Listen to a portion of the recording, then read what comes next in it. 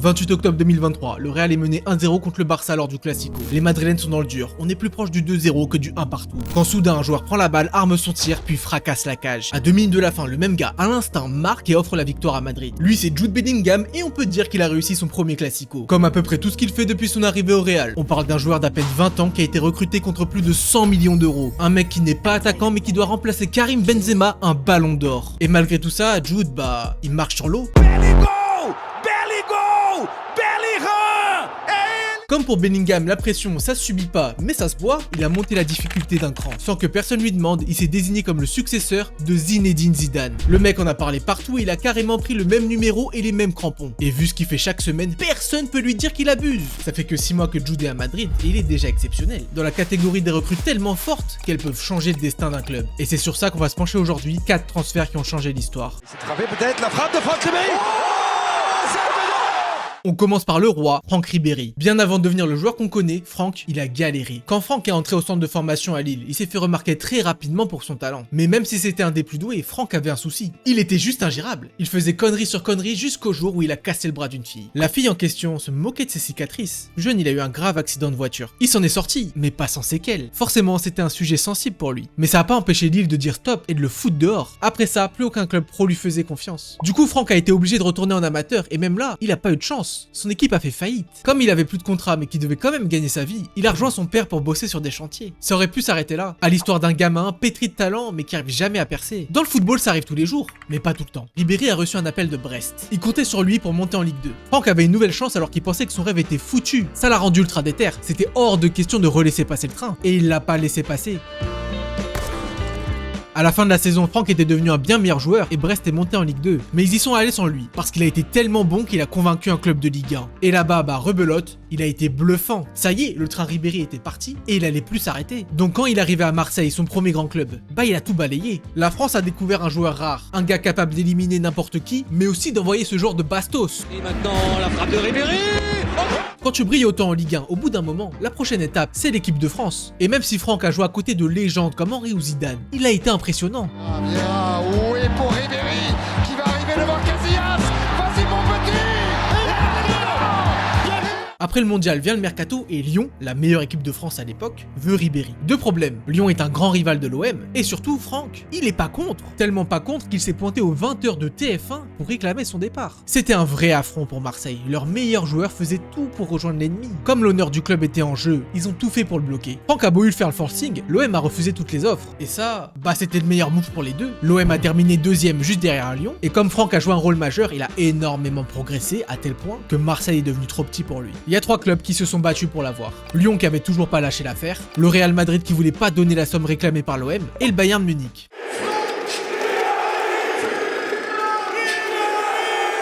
Quand Ribéry signe au Bayern, il a 24 ans et plus une minute à perdre. Et c'est excellent, parce que le Bayern aussi. En 2007, Munich c'est un grand club qui court après sa gloire passée. En Allemagne, leur domination est contestée, et en Europe, ils font plus peur à personne. C'est même à se demander si Franck a fait le bon choix. En tout cas, en le prenant, le Bayern ne s'est pas trompé. À peine arrivé, Ribéry était déjà le chouchou des supporters. Et surtout, dès sa première saison, il a mis tout le monde d'accord. Il a aidé le Bayern à retrouver sa couronne, et alors que c'était seulement sa 3e saison en pro, il a été élu meilleur joueur de Bundesliga. Les supporters l'aimaient déjà avant ses débuts, donc après cette grosse saison, c'était juste la folie. Ils lui ont carrément trouvé un surnom, Kaiser Frank. Faut se rendre compte à quel point ce surnom, c'est une vraie dinguerie. Déjà Kaiser ça veut dire le roi, et surtout c'est comme ça que les fans appelaient Franz Beckenbauer le plus grand joueur de l'histoire du club. Après seulement un an, les Munichois ils considèrent déjà Ribéry comme un des leurs. C'est pas du tout le cas en France. En France il est jugé sur sa personnalité, sa manière de parler, son apparence. En Allemagne c'est tout le contraire, il l'aime pour ce qu'il est, tout simplement. Forcément Franck se sent comme chez lui à Munich, pas ailleurs. Et ça, ça le motive. Il doit rendre tout l'amour que lui portent ses supporters. Pour ça, une seule solution, gagner.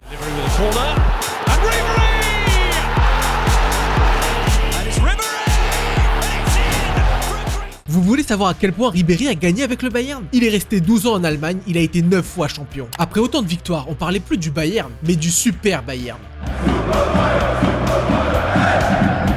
Pendant cette période, c'est pas rare que Munich soit sacré champion un mois avant la fin de la saison. Selon Jürgen Klopp, le coach de Dortmund, le principal rival, affronter le Bayern c'est comme courir contre Usain Bolt, difficile de croire qu'on peut aller plus vite. Et c'est vrai que comme Bolt, ce Bayern, c'était une équipe foudroyante. Petit, gros, c'était pareil, Ribéry et ses gars, ils pouvaient te tordre en deux.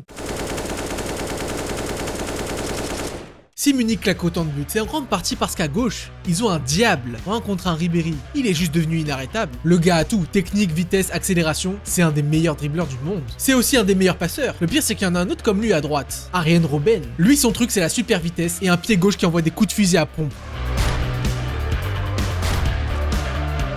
Arjen, c'est le parfait pendant de Franck. Et Robben plus Ribéry, ça fait Robéry, un duo qui, non seulement est un des plus mythiques des 20 dernières années, mais qui en plus a refait du Bayern un club craint partout en Europe. Pourtant, c'était pas gagné, parce que quand Ribéry est arrivé, Munich n'était même plus dans le top 15 des meilleurs clubs européens. Mais encore une fois, il a tout changé. Avec lui, le Bayern a commencé à enchaîner d'abord les victoires, puis les beaux parcours. Et c'est comme ça qu'ils ont remonté la pente jusque dans le top 3, et qu'ils y sont restés. Ok, redevenir un top européen, c'est bien, mais c'est pas suffisant. Ce qu'il faut à cette génération pour être mémorable, c'est gagner la Ligue des Champions. Ils sont allés 2 fois en finale. La première fois, le Bayern avait eu un parcours facile, ils étaient pas préparés, ils ont perdu contre l'Inter. Mais la deuxième contre Chelsea, elle est infiniment plus cruelle. Ils étaient dans leur stade devant tous leurs supporters. Ils ont ouvert le score, il restait 2 minutes avant de soulever la coupe, mais Chelsea a égalisé. Ils sont retournés au combat et ils ont obtenu un penalty. Le gardien de Chelsea l'a arrêté, puis ils ont perdu au tir au but.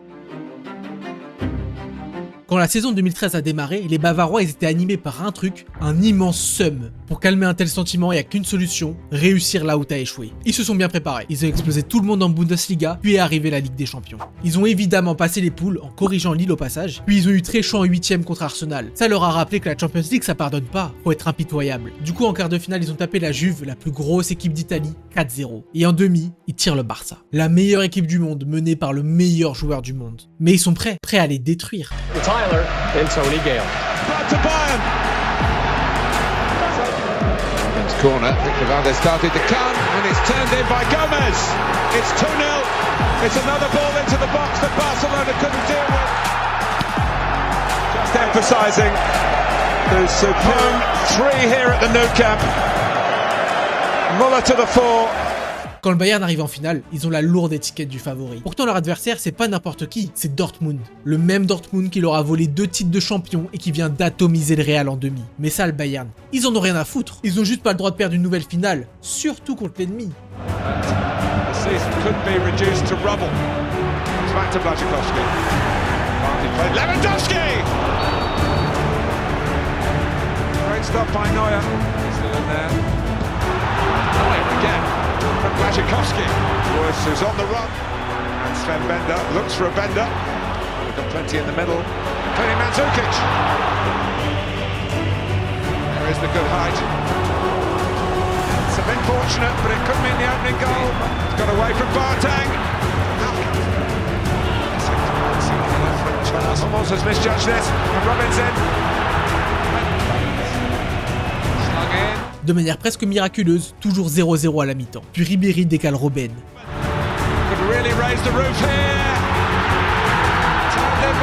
Mais 10 minutes plus tard,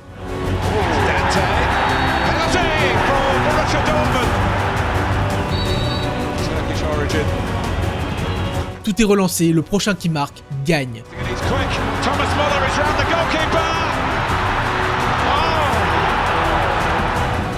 Well, lets it run. Oh, fine the fella, keeps it out.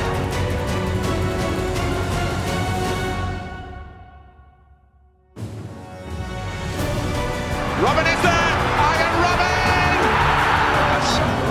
That's it! Bayern Munich, the German champions, the champions of Europe. Avec cette passe, Franck il a accompli sa mission. Le Bayern est champion d'Europe. En fait, pendant toute la saison, Ribéry a été titanesque. C'est pas pour rien si Munich a gagné tout ce qu'il était possible de gagner. Et quand tu rafles tout et que t'es aussi fort, il y a une seule question, le Ballon d'Or. Ribéry a toutes ses chances, mais malheureusement... The name is Cristiano Ronaldo. Le choc pour Franck, il est terrible. Même longtemps après, il est encore marqué. Ce Ballon d'Or, c'est une cicatrice. Une grande cicatrice. Mais c'était un rêve, le Ballon d'Or. Bien sûr que c'est un rêve, comme tous les joueurs. Ce Ballon d'Or, ça aurait dû être la consécration de son passage au Bayern. Mais sa gloire à lui, elle est ailleurs. Elle est dans le fait qu'il a été adoubé par Franz Beckenbauer, l'ancien Kaiser. Mais surtout, Ribéry c'était un gamin d'un quartier pauvre, un ado viré de son centre de formation, un mec qui a dû bosser au chantier, mais qui a réussi à devenir une légende. I love you. Merci.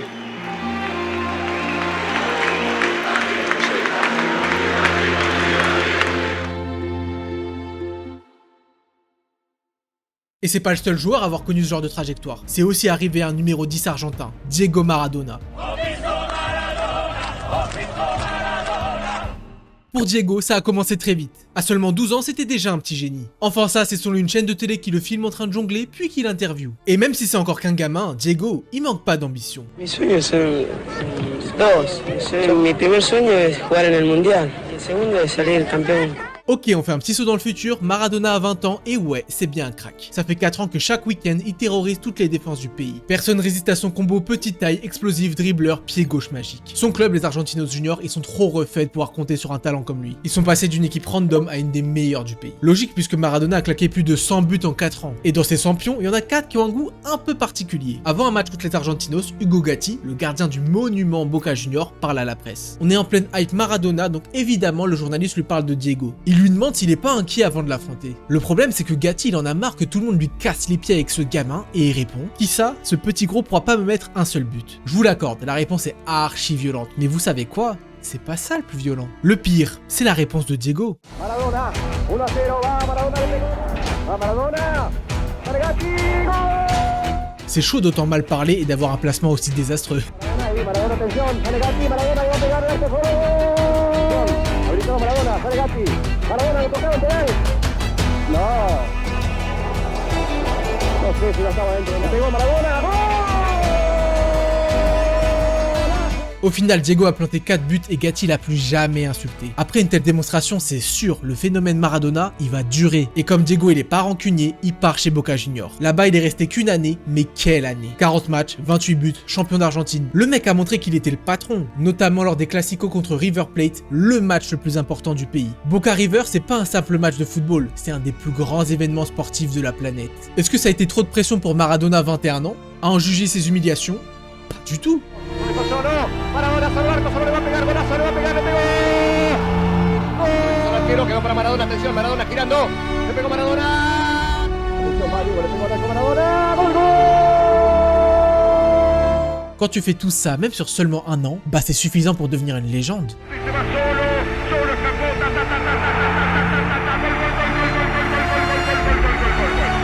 Ah oui d'ailleurs, il est même devenu pote avec Gatti. Bon maintenant ça fait 6 ans que Diego joue en Argentine, il a fait le tour. Donc quand Barcelone lui a proposé le plus gros transfert de l'époque, il est parti en Europe. Le passage de Maradona au Barça, il est paradoxal. D'un côté il a continué de faire des trucs magiques, genre cette action contre Madrid.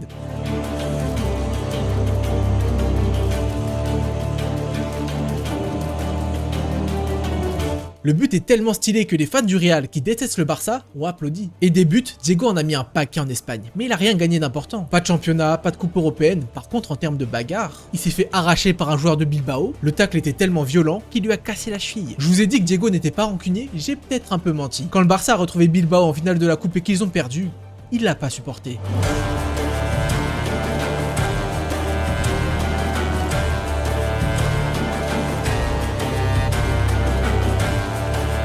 Après cet énorme baston et aussi parce qu'il était trop fêtard, Barcelone a fait une croix sur lui. Diego devait trouver un nouveau club, mais le problème c'est que tout le monde le jugeait instable et que personne voulait de lui. Personne sauf Naples.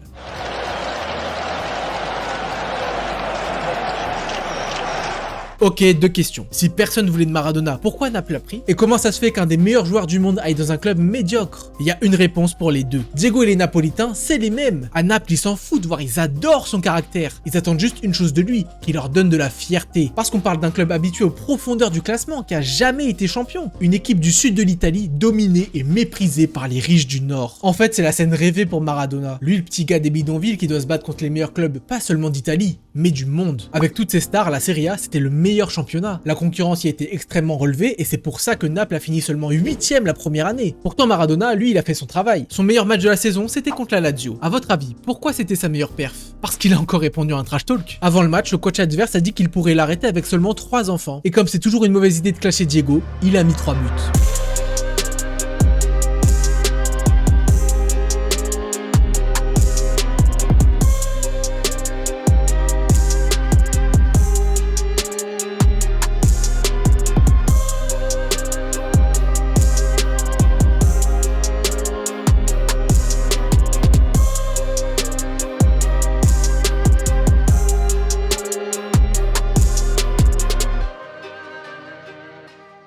Tout Tout ça c'est bien, mais c'est que contre la Lazio, l'avant-dernier. Ce dont rêvent les fans du Napoli, c'est que Maradona fasse taire les arrogants du Nord. Réduire au silence les supporters de la Juve qui chantent que les Napolitains ont le choléra et traînent dans la merde.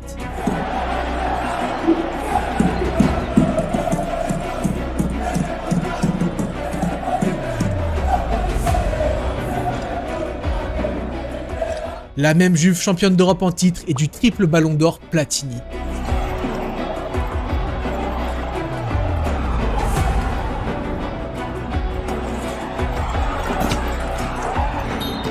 Todos así.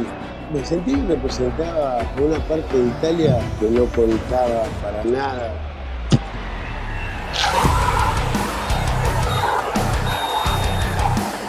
Après le but, l'atmosphère était tellement incroyable qu'il y a 5 personnes qui se sont évanouies. Ce que Maradona a fait ce jour-là, c'est plus qu'offrir une victoire. Il a mis un immense coup de pied dans la fourmilière. Désormais, Naples peut regarder n'importe quelle équipe d'Italie dans les yeux. Ils ont terminé 3ème et c'est une excellente progression. Mais c'est pas encore assez pour dépasser la Juve et le Nord, il faut faire encore mieux. Mais avant, il y a une Coupe du Monde à disputer. Et comme la vidéo risque d'être assez longue, je vous passe les détails, mais Maradona a été extraordinaire. Il a mis un doublé légendaire en quart contre l'Angleterre, puis un autre en demi contre la Belgique. Et il a donné le ballon du 3-2 en finale contre l'Allemagne. Ballon d'or du tournoi, champion du monde, à ce moment-là, Maradona, c'est le meilleur joueur de la planète. Il était déjà très sûr de lui, mais ça l'a rendu encore plus confiant. Juste avant le début de la saison 87, il annonce que Naples va être champion. Évidemment, personne le prend au sérieux. Tout le monde pense que le titre va encore se jouer entre les gros clubs du Nord. C'est parfait, parce que quand Maradona doit fermer des bouches, il est trop fort. Pendant toute la saison, Diego a porté Naples sur ses épaules. Il était investi d'une mission. Pendant plus de 3 mois, Naples n'a pas perdu un match. Ils ont tapé la grande Juventus à domicile et chez eux. À 4 matchs de la fin, Naples devait absolument gagner contre Milan, un autre géant du Nord, pour pas se faire attraper. Et Diego a mis ça.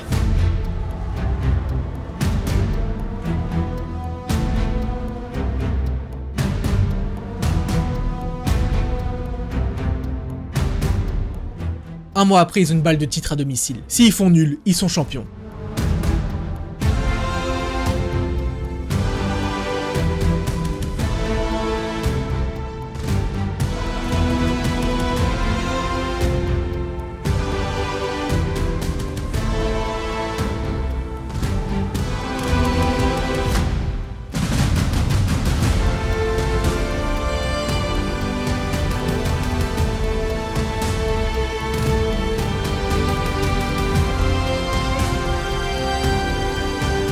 Ce titre, il est plus important que la Coupe du Monde aux yeux de Maradona. Pourquoi? Parce qu'il l'a gagné devant ses supporters. Cette victoire, elle est pour Naples et pour tout le sud de l'Italie. Ils tiennent enfin leur revanche, ils retrouvent leur fierté. C'est tellement fort que celui qui leur a fait ça, il est plus vu comme un footballeur, mais comme un dieu.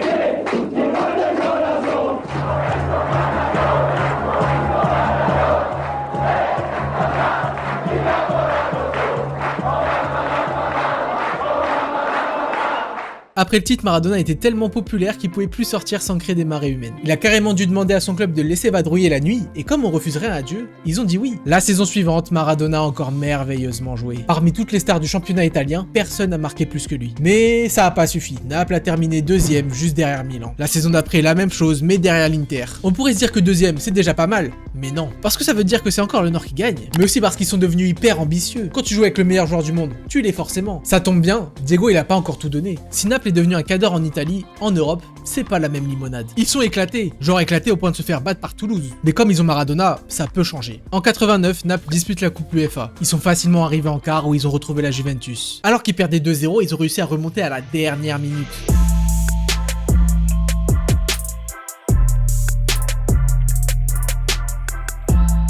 En demi, ils ont affronté le Bayern. Et franchement, ce qu'on a le plus retenu, c'est pas le match, mais c'est l'échauffement de Maradona.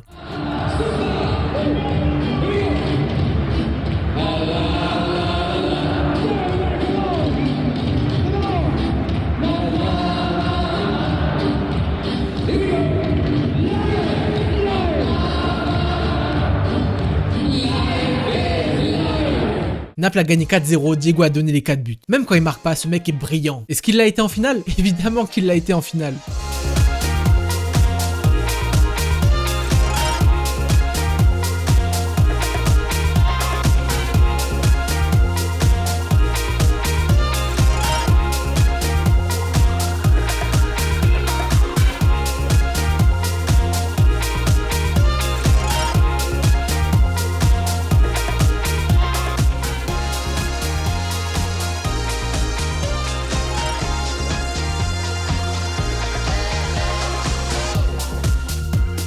Grâce à lui, Naples a gagné sa première Coupe d'Europe. Encore aujourd'hui, c'est la seule. Mais vous savez ce qu'ils ont regagné? Le championnat. 90, c'est la saison où Diego a été le plus décisif. En moyenne, il a contribué à un but par match pour son équipe. Une stat encore plus vraie quand il s'agissait d'affronter les gros. À tout hasard, la Juve.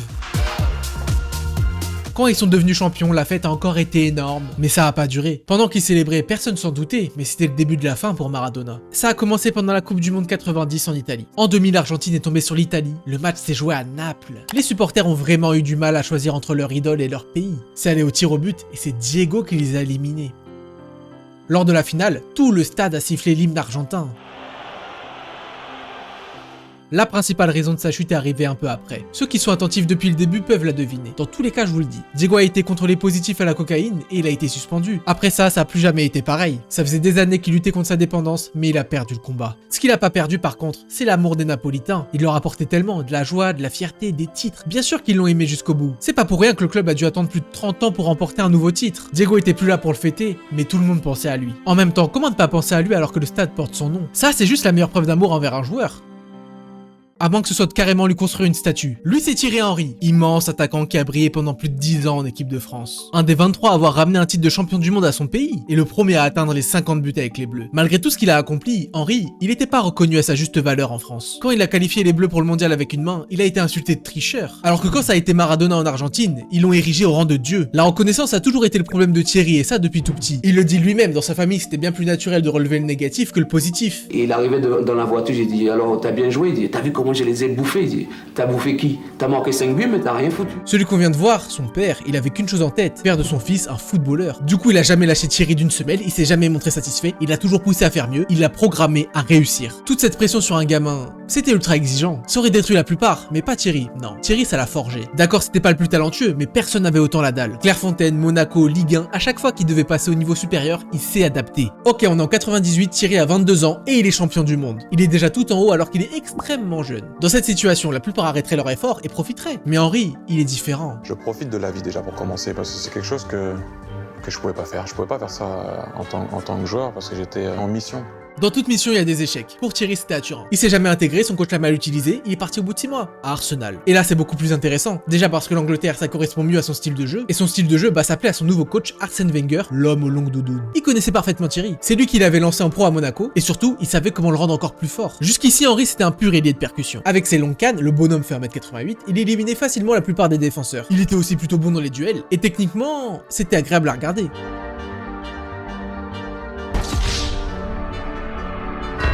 Pour Wenger, Henry, vu ses qualités, il devait pas jouer sur l'aile, mais dans l'axe. Il avait pas tort.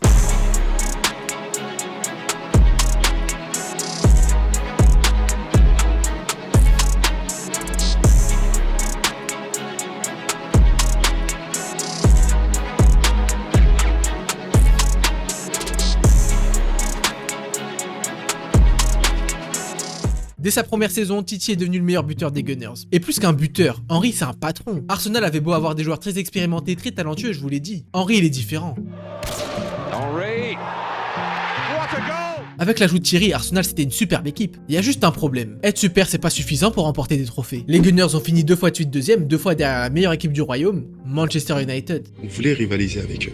On voulait être dans le combat avec eux. Henry mettait pas mal de buts, mais c'était pas le meilleur attaquant du championnat. S'il voulait vraiment réaliser la prophétie de son père, Thierry devait faire encore mieux. Il devait enfiler sa cape. So when you put that cape as a player, and you have to be what you have to be for people, because you might transcend them, because of what you transmit, the feeling that you have with your club and with the fans. And when you wear that cape, you feel different responsibilities, performing, losing, winning, doesn't matter, but you know the next day what you need to do in order to compete, put the cape on.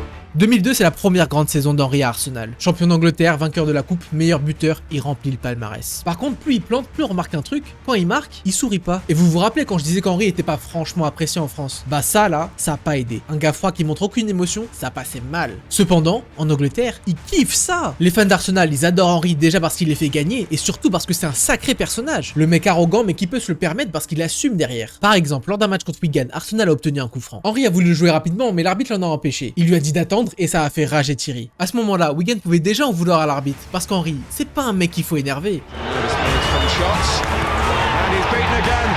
Après son but, Titi s'est tourné vers l'arbitre et il lui a demandé c'est assez, genre est-ce que j'ai assez attendu pour tirer? Il y a un an, après la victoire de City en Ligue des Champions, Jack Grealish a posé une question à Thierry. Est-ce qu'à ton prime, t'aurais battu Kyle Walker en 1 contre 1? Sur le papier, le débat est archi pas évident. Walker c'est quand même le meilleur latéral défensif du monde, mais pour Titi, il n'y a pas de débat. Do you reckon you take him on? Seriously? In my prime? In your prime? All day! Si 2002 était une excellente saison pour Henry, que dire de 2003? À part que c'est le meilleur joueur du monde. Il est à son prime, et comme il dit à Grealish, personne peut l'arrêter. Tout à l'heure, je disais que Wenger pensait que mettre Henry dans l'axe, ça pouvait être une bonne idée. C'est faux, c'était juste l'idée du siècle.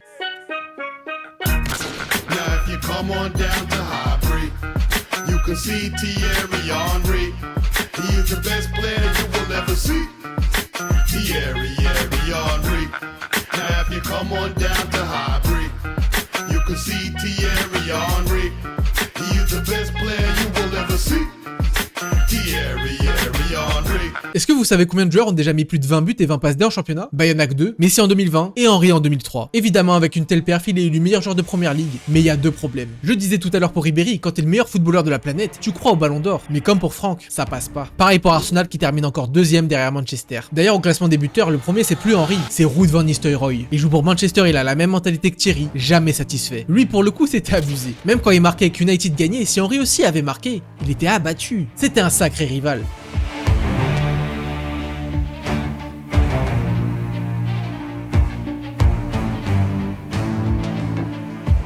Henry est à son prime, d'accord, mais il est ni meilleur buteur, ni champion. Et pour un gars comme Thierry, c'est pas bon. Même des fois, mes coéquipiers me comprenaient pas. À Arsenal, je sais très bien, des fois, avec Robert, il me disait, mais t'es un fou, toi. Je disais, ouais, je suis fou. Si Henry est autant ambitieux, c'est aussi parce qu'il est dirigé par un mec comme lui, un coach qui hait la défaite plus que tout. My father, he never told me well done. He said, you can do better. En fait, Henry et Wenger, ils se sont parfaitement trouvés. Ils ont exactement la même obsession pour la victoire. Et ça permet d'imaginer l'impossible. Mon rêve, c'était de gagner un championnat sans perdre de match. Après 5 matchs, Arsenal est toujours invaincu, mais ils doivent se rendre à Manchester.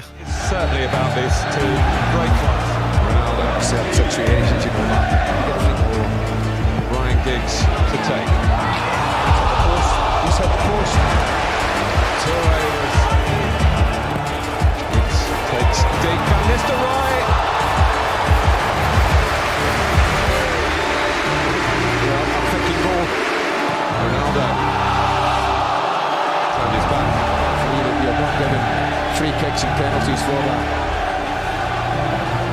Roberto, Ljungberg making the run. Ronaldo here, big far post. Just in front of Gary Neville to Van Nistelrooy. It's past Toure. Oh no, feeding Giggs, Moscow Giggs. Le match est tendu, trop tendu même. Ruud fait faute sur Vieira qui se laisse pas faire et tente de lui mettre un kick.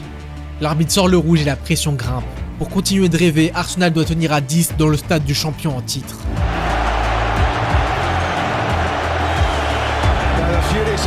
On est à la 92e minute et la défense craque.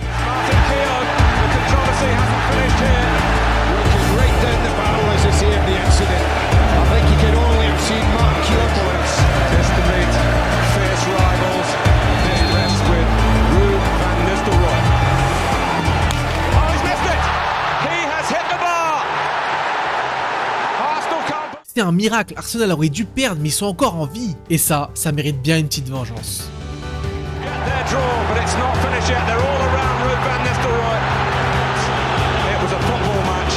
Les grandes épopées se jouent toujours à des détails, et cette barre transversale, c'en est un. Après la rencontre, les joueurs qui ont sauté sur Van Nistelrooy ont été suspendus plusieurs matchs, et le club a reçu une amende bien salée. Ça a créé un sentiment de nous contre eux, Arsenal contre l'Angleterre. Pour remporter la première ligue sans perdre, il faut au moins ça. Ça et Thierry Henry. Quand Arsenal est en forme et s'écrase l'adversaire, et bien sûr Henry y contribue, mais là où il est le plus précieux, c'est quand les Gunners souffrent. Là non seulement il sauve Arsenal, mais il est Arsenal. Début avril, Arsenal résiste encore contre United grâce à ce pétard d'Henry. Après 30 journées, ils sont leaders et toujours aucune défaite à signaler. Mais des mois sans perdre, c'est épuisant et ils vont le payer cash. En une semaine, ils perdent contre Manchester en coupe et contre Chelsea en Europe. Sur les deux défaites, ça se voit qu'ils manquent de souffle. À leur top, ils auraient probablement pas perdu. Mais à ce moment-là, tout le monde commence à flipper. Est-ce qu'Arsenal va tout perdre? En vrai, c'est une question légitime. Ils sont pas bien. Vraiment pas bien. Surtout qu'ils doivent affronter Liverpool, une équipe pas facile. Gerrard. Ça commence mal. Heureusement, Henry les maintient la tête hors de l'eau. Mais il y a un truc qui va pas, comme s'ils avaient encore la tête à leurs deux défaites. À la mi-temps, Arsenal est au bord du gouffre.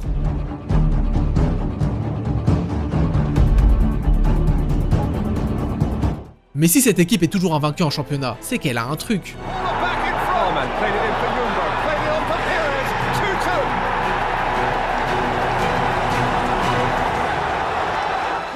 Je sais ce que je sais faire. Je sais ce que je sais pas faire. Donc ça veut dire que quand tu me poses une question, tu me dis Thierry, tu peux prendre la balle au milieu de terrain, dribbler tout le monde? Oui. Je suis pas arrogant, je sais.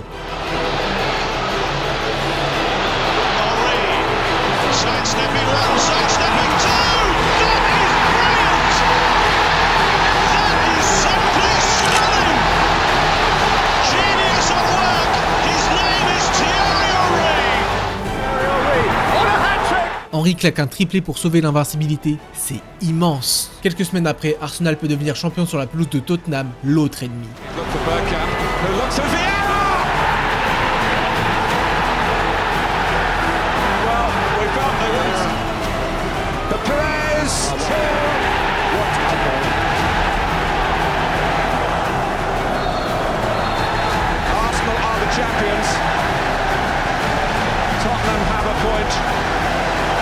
Bien sûr, le Real a la fête, mais c'est pas fini. Il reste 4 matchs à ne pas perdre. J'ai convaincu le groupe de croire en l'impossible. Je leur ai dit, ok, on est champion. Désormais, vous pouvez lever le pied, être un être humain normal, ou devenir invincible, immortel. Les 3 matchs suivants sont étriqués, mais les Gunners tiennent bon. 15 mai 2004, Arsenal reçoit Leicester à Highbury. C'est la dernière marche avant l'exploit. Henry from long range, plenty of zip on it. Works an angle for a shot, it was the right idea. He's run up and hits it hard, and Walker. Même si le contexte est spécial, c'est pas pour autant que Leicester se laisse faire. Get past Davis, that's the Bergkamp. Scoreline, Pires. Oh! That long unbeaten record. Not that time for Henry. Pires again. Oh, and it took a spurt.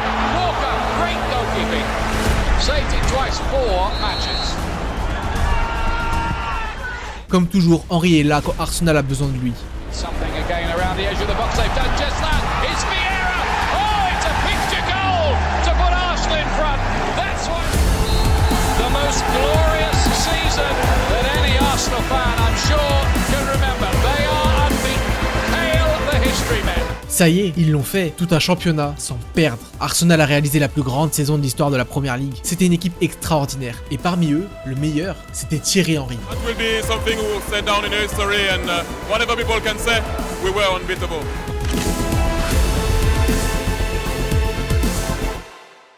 Avec 30 buts, Henry a repris sa place de buteur numéro 1. Les 2 saisons suivantes, il est resté sur les mêmes standards. C'est le premier et toujours le seul à avoir remporté 4 fois le Golden Boot. Arsenal a plus jamais gagné la Première Ligue. Et ça s'est pas passé mieux en Europe. Pourtant, ils étaient vraiment chauds en 2006. Thierry a sorti le Real à lui tout seul. Here's Henry getting cleared. It's Thierry Henry! He scored! He scored for Arsenal in the Bernabeu! Arsenal est arrivé en finale contre le Barça de Eto'o et Ronaldinho. Henry a pas été bon. Il a raté des grosses occasions et ils ont perdu.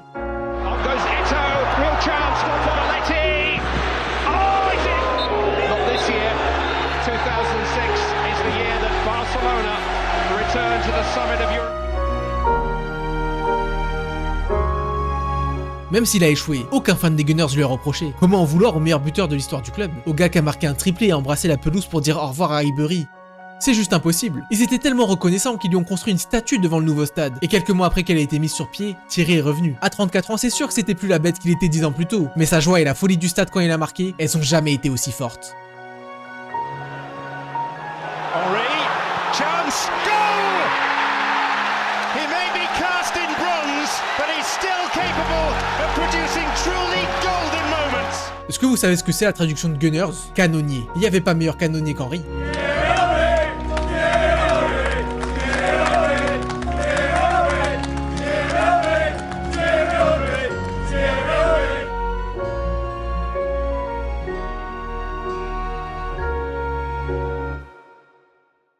À moins que... Moi, pour moi, de l'histoire, j'ai jamais vu un mec tirer des coups francs comme lui. Pour moi, c'est de l'histoire, c'est le meilleur, et de loin, très loin. À la fin des années 90, dans le championnat brésilien, il y a un joueur qui se fait remarquer. Un gars capable d'envoyer ce genre de roquette, Juninho. Vai o Juninho na cobrança da falta. Gol!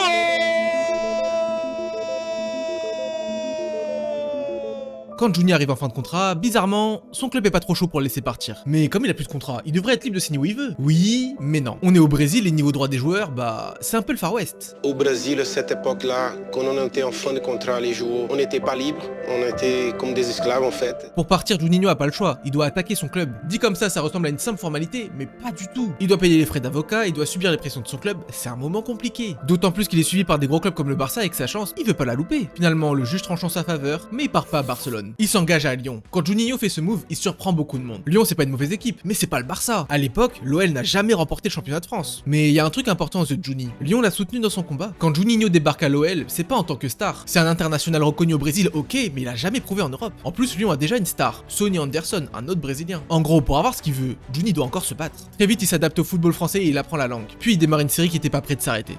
Grâce à ses efforts, Juni a gagné la confiance de son coach, Jacques Santini. Il enchaîne les matchs, lui enchaîne les victoires et à une journée de la fin, ils sont deuxième. Ils ont 63 points, lance le prochain adversaire 64. C'est la finale du championnat.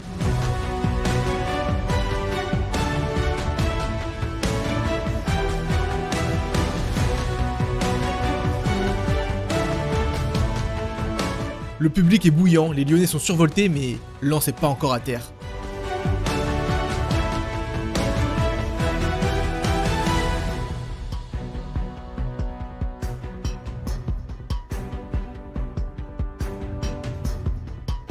Encore un but et Lyon perd le titre.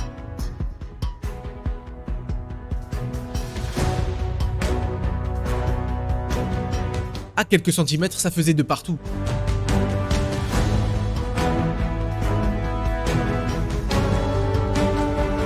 Alors que l'OL est dans le dur, Juninho prend les choses en main.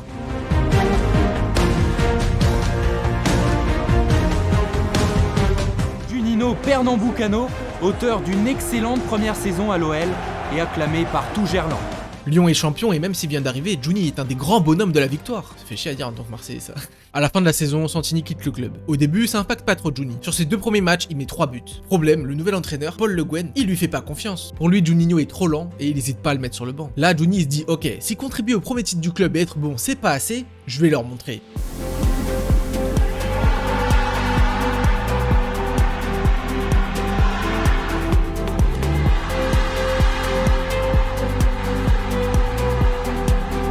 Après cette perf XXL, plus personne n'ose douter de Juninho, même le coach. En même temps, quand t'as un tel tireur de coup franc, bien sûr que tu le fais jouer. Si Juni est aussi fort dans l'exercice, c'est grâce à sa technique de frappe. En gros, il a une cheville hyper élastique qui lui permet de faire flotter la balle et tirer fort. Du coup, quand c'est cadré, et c'est très souvent cadré, c'est imparable. Cette faculté, c'est pas que du talent, c'est un énorme travail. À l'époque, les ballons n'étaient pas les mêmes dans le championnat pour chaque équipe. Et Juni a été celui qui a instauré ça. Il a fait acheter au club tous les différents ballons des clubs dans lesquels on allait jouer en déplacement. Donc, toute la semaine, il s'habituait aux nouveaux ballons avec lesquels il allait jouer le week-end. Il savait exactement la texture du ballon, s'il flottait pas, s'il était lourd, gros, la couleur. Juninho, c'est plus que les coups francs, c'est un vrai stratège. C'est un gars qui voit tout avant tout le monde et qui a une super qualité de passe. En tant que Brésilien, évidemment, il sait aussi dribbler. Et pour sa frappe de balle, c'est comme les coups francs.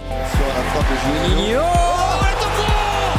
Résumer Juninho un joueur lent, c'est méga réducteur. Quand il est revenu dans l'équipe, Lyon s'est remis à gagner. Et ça a surpris personne que ce soit lui qui mette le but du sacre. En à peine 2 ans, Juni a apporté 2 titres à l'OL. C'est costaud, très costaud. Du coup, quand Sonny Anderson est parti et qu'il a libéré la place de patron, il l'a prise naturellement. C'était un leader né et il était entouré d'autres Brésiliens. Des Brésiliens qui avaient la même mentalité que lui. On a mené quelque chose que personne n'a mené dans ces clubs, c'est la culture de la victoire. L'année suivante, Lyon est à nouveau champion et on peut le dire, on entre dans leur ère. C'est sans aucun doute la meilleure équipe de France et Juninho n'est pas pour rien. Pour la première fois et pas la dernière, il est nommé dans l'équipe de l'année. Là où Juninho est aussi très fort, c'est en Europe. Son premier fait d'armes, c'est un missile contre le Bayern.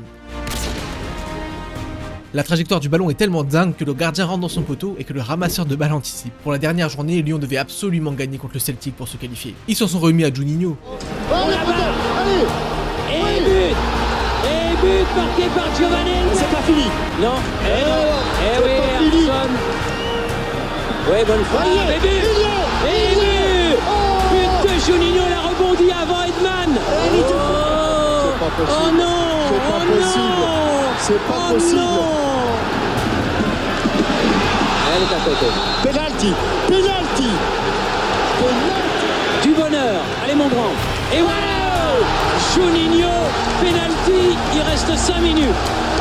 Beaucoup de volonté, de courage, de talent. Ils ont battu le Celtic 3-2. L'OL est allé jusqu'en quart mais se sont fait sortir par le Porto d'un jeune entraîneur très ambitieux, le même qui battra Ribéry avec l'Inter. Cet échec il n'est pas décevant pour deux raisons. Déjà parce qu'ils ont perdu contre le futur vainqueur et surtout, ils étaient jamais allés aussi loin. Mais avant de repenser à l'Europe, quand t'es Lyon, il y a un match qui compte plus que tous les autres, le derby contre Saint-Etienne. Surtout que les Verts viennent de remonter en Ligue 1 donc ils ont juste pas le droit de perdre. Le coup d'envoi est donné de ce derby entre Saint-Etienne de Carteron un petit peu dans le vide. Milton qui a fait le tour, la frappe et Jeannot match et le but pour le corner, la tête au-dessus. Oh quel superbe coup de tête de Pascal Juninho qui frappe et Jeannot qui se détend. On va retrouver la lucarne opposée. Oh but. Ouais, le but pour Juninho qui a choisi le même côté que tout à l'heure. Et Jérémy Jeannot s'explique avec ses défenseurs. Centre de Marin à la repère. Monsieur Garrigou n'a pas sifflé faute. Ilunga. Oh l'égalisation. L'égalisation stéphanoise grâce à Ilunga.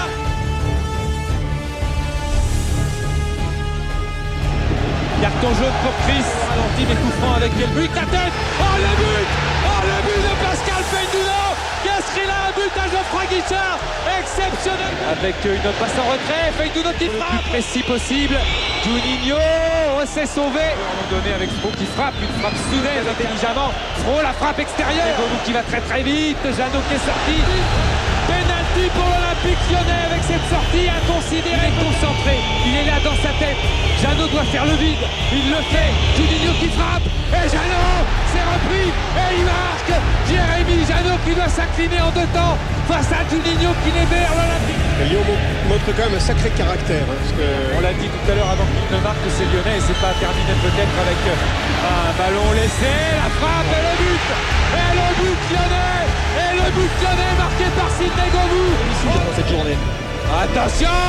Oh ça passe au-dessus la balle d'égalisation. La fin du match, la fin du derby qui voit un spectacle exceptionnel dans ce match Saint-Etienne-Lyon. Ce Lyon-là avait un sacré mental et personne n'incarnait mieux que Juninho. Donc quand les supporters ont dû choisir qui, parmi tous les joueurs, méritait d'être leur chouchou,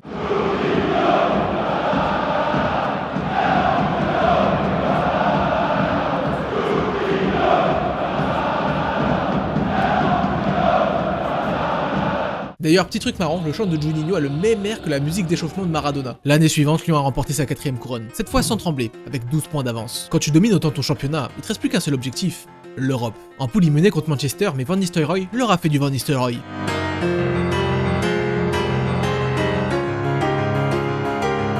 Lyon est quand même passé au tour suivant. Ils sont tombés sur un gros morceau, le Werder, champion d'Allemagne en titre. Ça a été un carnage.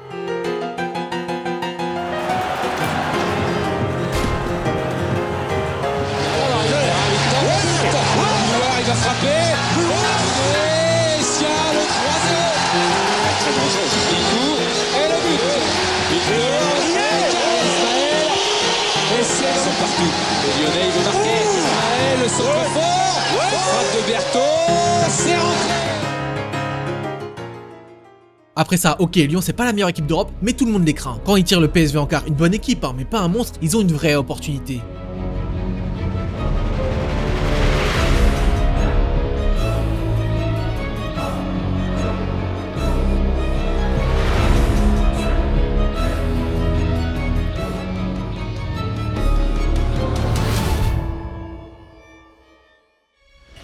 Un match aller, Lyon rate une bonne occasion, mais il reste le match retour. Juste une image pour vous prouver la détermination des joueurs de l'OL. Regardez Juninho. Sur les balles pour Sylvain Wiltord. But.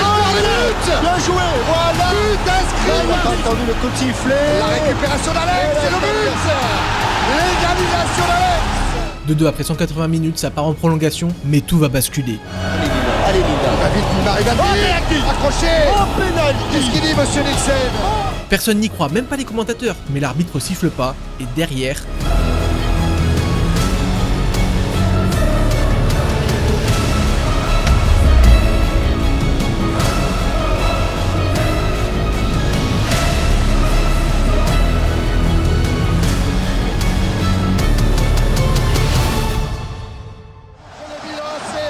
En demi-finale de la Ligue des Champions et la détresse de Juninho. Assez cruel. Trop cruel pour les Lyonnais. Il y avait pénalty sur Nilmar. Cette phrase a hanté les Lyonnais pendant des années. Juninho aussi, même s'il a d'abord reproché à son coach de pas avoir bossé les tirs au but. Le même coach qui a fait ses valises quelques semaines plus tard. Ça aurait aussi pu être le cas pour Juni. À l'été 2005, il a vraiment hésité à partir. Il a eu des approches de Chelsea, du Barça, mais il a décidé de rester. Même si avec ses géants, il avait plus de chances de gagner la Champions League, il y a un truc qu'il pouvait avoir qu'à Lyon, la possibilité de marquer l'histoire du club. La saison suivante, même s'il avait passé les 30 ans, Juninho a continué de progresser. Déjà, il est devenu capitaine. Ensuite, il a été élu meilleur joueur de Ligue 1 et c'était amplement mérité. Cette année-là, Juni a mis le plus beau coup franc de sa carrière. Coup franc de Juninho et vite. Regardez la réaction de Benzema. Il en a calé aussi un pas mal contre le Real Madrid.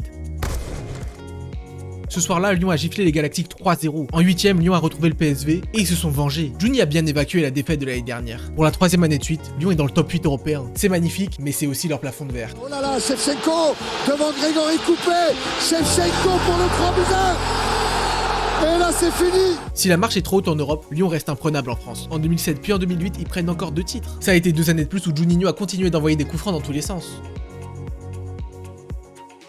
Ça fait maintenant 8 ans que Juni est en France. Il a 34 ans et il se demande si c'est pas le moment de tourner la page. Même s'il se pose des questions, ça l'empêche pas de mettre ce but légendaire contre le grand Barça. 2 mois après, il joue son dernier match à Gerland. S'il marque, ça sera son 100e but.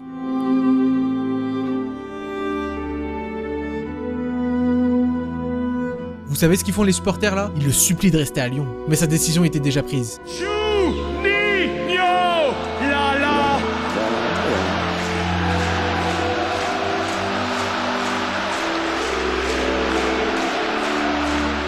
Cette fois de suite champion de France. Ce qu'a fait Lyon dans les années 2000, c'est du jamais vu. Même le PSG Qatari l'a pas fait. Ça sera peut-être jamais battu. C'était une période incroyable. Et son image, c'est un coup franc de Juninho. Ça doit être cadré, Juninho. À chaque ballon à 20, 25 ou 35 mètres, les Lyonnais espéraient, quant aux adversaires, ils craignaient la foudre. Parmi les meilleurs tireurs de coups francs de l'histoire, Messi, Ronaldinho, Maradona, Juninho c'était le plus grand.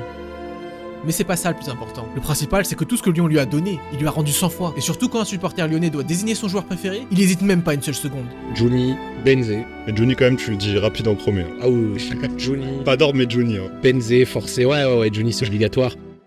Et voilà, on a fini. Merci d'être resté jusqu'au bout, j'espère que ça vous a plu. Je vise les 100 000 abonnés avant fin 2024, donc si vous voulez faire partie de l'aventure, abonnez-vous. Si vous êtes intéressé pour rejoindre Merguez Superstar et obtenir YouTube Secret gratos, le lien est dans la description. Encore merci, et à bientôt.